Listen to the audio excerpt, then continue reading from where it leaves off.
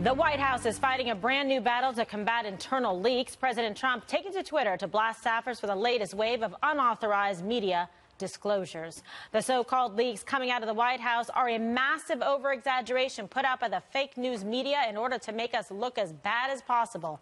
With that being said, leakers are traitors and cowards, and we will find out who they are. Top White House advisor Kellyanne Conway is also warning that big changes are coming and that these leakers could soon be kicked to the curb. There are all kinds of leaks. Some leaks exist to hurt, I guess, colleagues. Some leaks exist because they disagree with the policies that are being put forth. But none of them are helpful. And I will tell you there's something else that's going on in this White House, but not as badly as it was at the beginning, where it's not so much leaking as using the media to shiv each other. If you work at the pleasure of the president, as we all do here, and you have the privilege and the blessing of coming every work in this White House on behalf of the nation. Do you expect personnel changes as a result? I do. Actually, yes, I do. Okay, so strong words coming not only from the president, but from his staffers. Jesse, as it relates to the leaks, he's very frustrated because obviously at a time like this, you want to be focusing on accomplishments, goals, campaign promises fulfilled, all the positive things that have been coming out of the White House. But then you have these leaks, which makes it frustrating. As Comey says, there's a lot of weasel moves being made in the Trump White House, and there's a reason for that. A few reasons.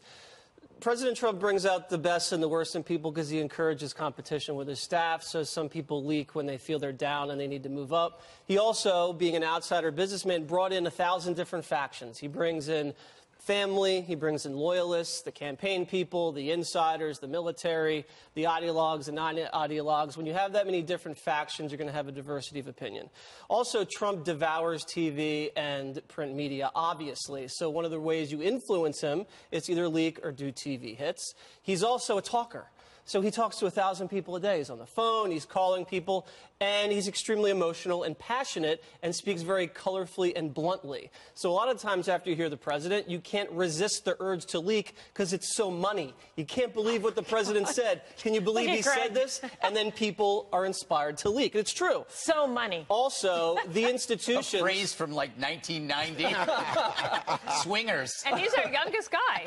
Yeah, I don't know what that says about this table. I know, right? No, I mean, he brought it up. Shade. Yeah. So, and also the institutions in D.C., they're not always in love with the president. He ran against these institutions. We know Comey himself hated Trump personally, the FBI people too, and Comey leaked in order to trigger the special counsel. I think Kelly has gotten a hold on it. It was started as Niagara Falls. Now it's like half of Niagara Falls, but it's still bad. In the same sense, Trump utilizes the leaks because he can say that, look at the fake news media, and he can try to diminish their credibility. At the same time, there is fake news. There's legit leaks, but there is fake news because you have these sources that are unnamed, unverified, unsubstantiated, coming from third-rate players that have access to grinds, and they feed the press, and the press spins it negative. The Obama White House, you never had this problem. No one leaked, because they were on the same side as the press. So everything that came out of the Obama White House was spin, and it was spun positively for Obama. All right, well, there you go, a waterlog for you. Whoa, okay. Soak money. that in, Juan. All right, Dana, please try to match that. I mean, match it. I don't think I could. I don't have enough air in order to say all of those things. Money, Jesse. Money, Jesse. Money. Okay. So when I was there, I would say that if the White House communications team was on the front page of the paper or leading the five, I would have been mortified because you don't want to be the news. You want the president to be the news, and he is the news, and because this is also just a part of him. The other way to look at this, though, is that if we are leading the show with this news, that must mean that things are pretty good elsewhere. I mean, we're not leading it with any other sort of dramatic thing, but we're going to talk about Israel and Gaza in the next block. So I do think that there's a big problem. I think that a lot of people believe that if they're talking to somebody in the media and you get a little bit of a thrill when you see yourself quoted, even if it's anonymously, because you know that somebody thinks you're important. So those reporters keep going back. They're not fake. They're actually journalists who are reporting the story. The president calls them traitors. And I would assume in a small group like the one that they had where the McCain comments leaked out about Kelly Sadler, they probably know who it is. I do think it's interesting, though, that Maggie Haberman of the New York Times, one of her tweets yesterday was that sometimes the people complaining most about the leaks are actually the leakers. So I don't know who's getting fired. What does that tell you? I don't know. It's always been my experience that the person that usually complains the first and the loudest is the leaker. So interesting, or shall we say, muy interesante. Bilingual, Kimberly. Yes. Very good. Add it to the Very list. good. So what do you make of this? What is he going to do to the leakers? I don't know. I'm not sure if it's a leak. I think about my experience working in magazines and stuff and stories that get out. A lot of leaks, like people don't actually call up a reporter. They usually vent. Or they go to a bar and they talk loudly. This is what That's what you do. That's what I do. And so what happens is, to Jesse's point, all this like interesting stuff is coming out. Like Trump is the show. He's the show. So people come out and they talk about stuff, and then that gets picked up. And it's happened to me a lot of times when I used to work in magazines. I would tell somebody a story, and then it would be in the magazine. I'd go like, why did I tell that to that guy? Because he got drunk, and then he told somebody else, and that ends up in page 6, and then I got to explain myself. That's the Pinot Noir game. I know yes, but I do think that I think that's what it is. I think it's people venting and people gossiping, but I don't think it's actually deliberate leaks because. You don't think that one is, though? Like this one about Senator McCain? I think to me, it seems like a deliberate... No, I think somebody walked out and was disgusted by the joke. Disgusted by the joke. Walked outside. Said, "I can't believe." Yeah, no, didn't call a reporter, but said to somebody else, "You wouldn't believe what this person said." But they had it. That's like 3 sources, though. Well, maybe it was. Then 3 they people. probably backed it up. But yeah, I mean, listen. Obviously, he has to do something to make sure if you have people in there talking, and it's just counterproductive to a positive work environment, Juan, in terms of for any administration, whether it was an Obama administration or Clinton or Bush or with President Trump, when you're trying to focus on goals and objectives and world peace, this is a distraction. Well, this is kabuki theater because it seems to me on so many levels what we're dealing with here today is the fallout from the nasty comment about Senator McCain. And people say, oh, my God, this is a leak. This is terrible. Guess what? The real problem here is what was said and then the failure to apologize publicly for it. And so it's kind of like, well, let's throw up the fog. Let's put on the shoes and the act and the mask, and we'll pretend that's not the story. The story is the leaks.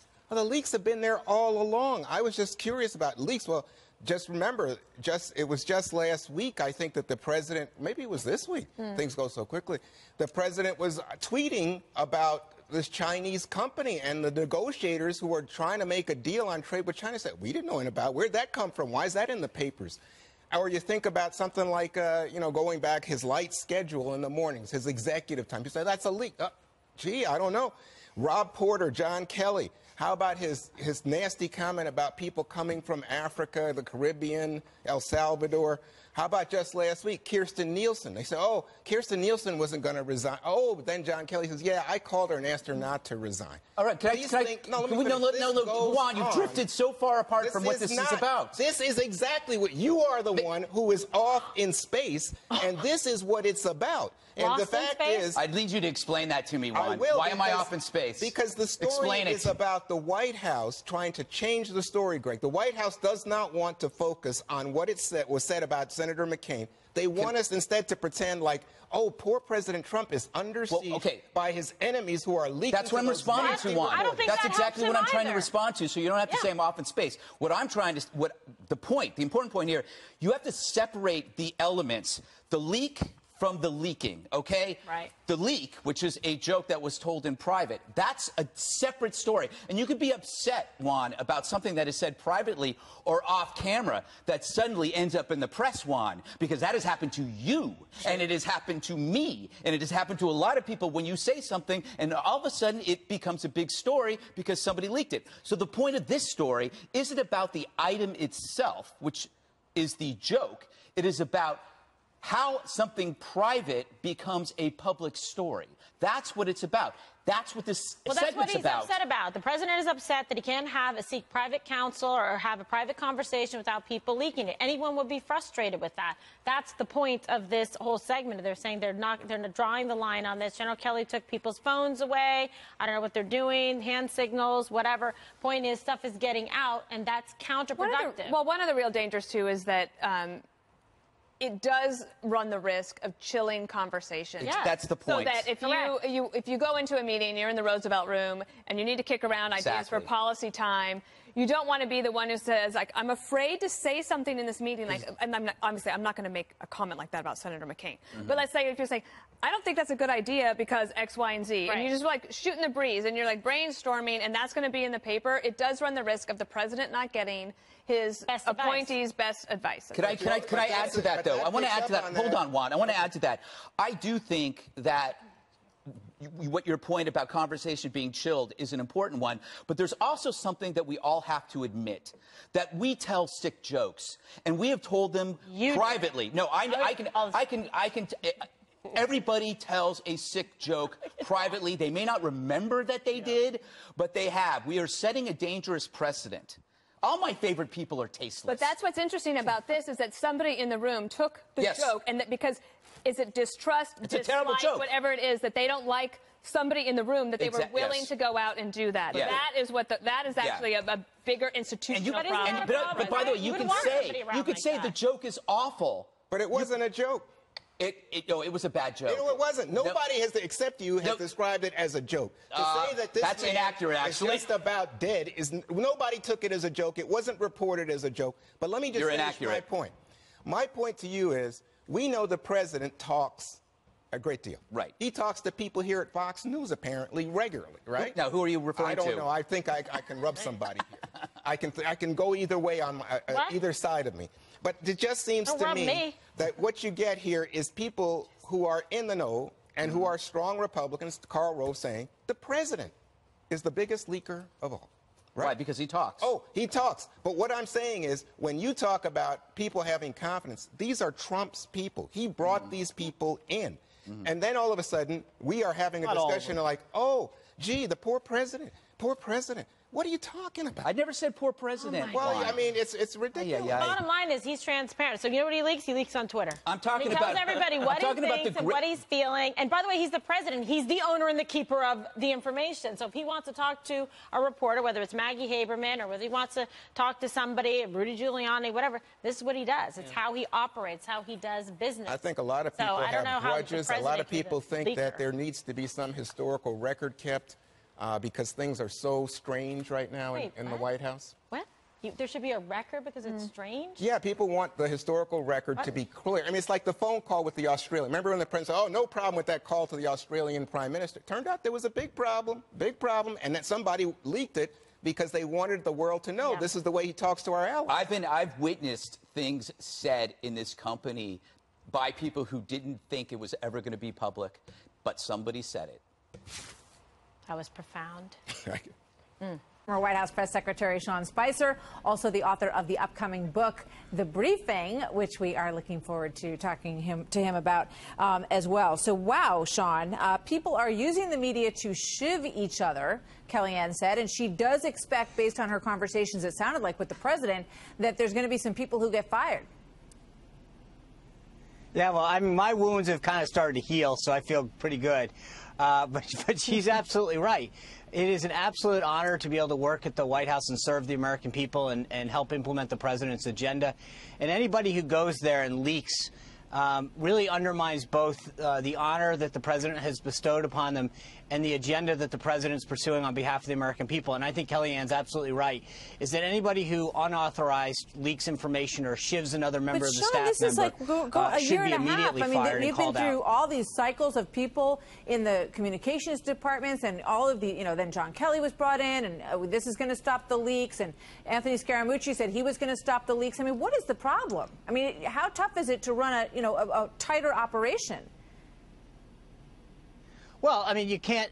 People have very ingenious ways these days with encrypted apps, et cetera, to go after each other. But I think part of the problem, too, is that you've got a media that's willing to take any story that comes out from anybody that wants to, as Kellyanne put it, shiv one of their fellow employees, so that there's a willing audience out there for people to get retribution or to undermine somebody else's agenda and score petty political points if they don't win their agenda or want to undermine someone else on the team.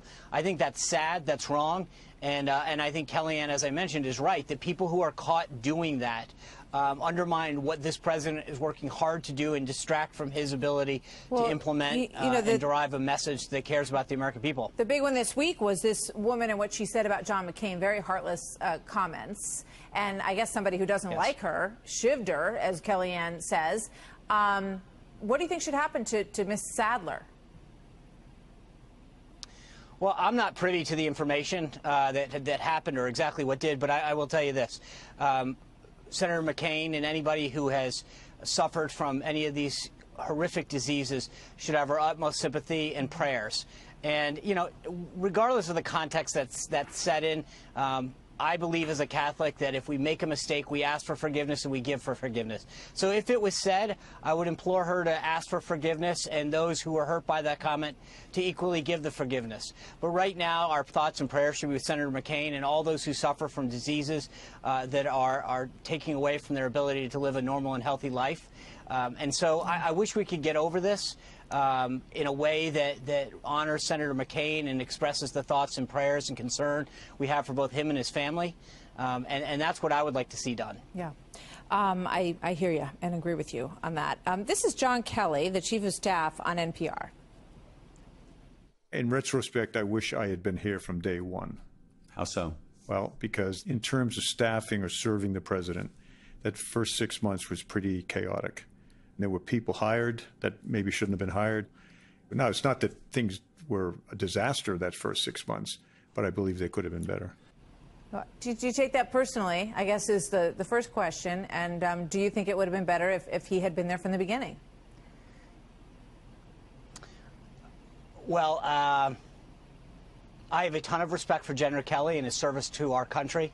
I'll leave it at that and just say that the first 6 months, we had a disruptor coming into this White House who hadn't served in politics before. He wasn't a politician. He brought in a team that really was able to shake things up. And we had some bumpy roads, but we did a lot to succeed for this president and his agenda. I'm proud of the work that we did over those 6 months. And I think everybody in the White House should stop worrying about what happened in the past and focus on the future and what the president's doing to keep our country safe and make everyone live a better, healthier, and more prosperous life. You know, with regard to the Chief of Staff, General Kelly, he's often the subject of leaks about things he said, and then he has to apologize for them. I mean, who is after him in the White House? Who's putting this out there? Well, I'll tell you this. I generally I wouldn't want to cross a Marine, never mind a four-star Marine. So I don't know who's got the guts to do that, but it's probably not a smart move because I think if General Kelly found out, they would last about 2 seconds in the White House. I think, generally speaking, people who leak are people who are losing an argument or a way and want to undermine the person that's winning the argument or undermine their authority. So I think General Kelly was brought in to bring some discipline and order to a White House. And I think people who are unhappy with the process that he's laid out are probably trying to undermine that authority. Do you hope he stays? I hope that he, if that's what the president wants, but I think ultimately I want the president and the president's agenda to succeed. I think General Kelly's done a great job as Chief of Staff, and if the president and he want to keep going together, that's great. But they are tough jobs. It's extremely intense, and I think it's a mutual decision that both of them have to have going forward. But as long as the president wants him and he wants to stay, I think it's a great combination so far. Well, you've been writing a book about your time, The Briefing, and I asked you when we were in the break if you had any PTSD when you were writing the book, and you said it was a very cathartic experience. So I hope you'll come back soon, Sean, and we'll talk about the book when it comes out. Good to see you.